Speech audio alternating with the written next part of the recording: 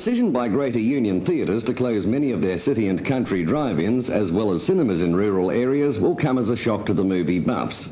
One of the worst hit areas will be Port Pirie, as the city's only cinema will give its last showing on Saturday night, while the drive-in will cease to operate after Tuesday's performance. Manager for both the cinema and drive-in is Neil Hodder. Neil, how many theatres and drive-ins are involved in this closure?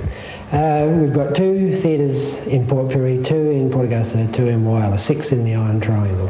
How many staff will be retrenched as a result of the closure?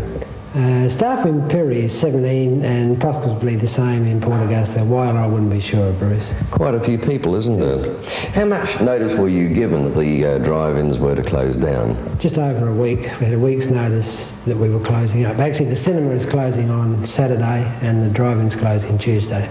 What do you feel is the reason why they decided to close the theatres? Number of reasons, Bruce.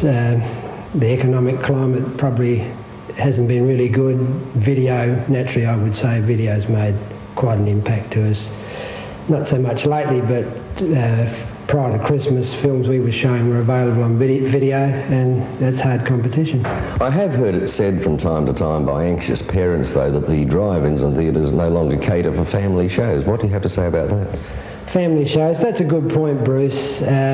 We showed Snow White during school holidays, Christmas school holidays, which is prime holiday period. We had 10 people one night and 13 people the next night. 23 people, can't run a business on that. That people say, we want family movies.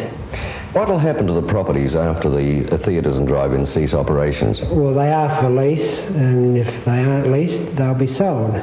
This will be stripped. If nobody takes it, we'll strip the equipment.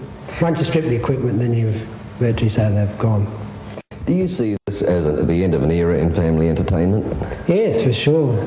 People are going to wake up in a couple of weeks. Where are they going to go? This is the end of an era, definitely, Pirie.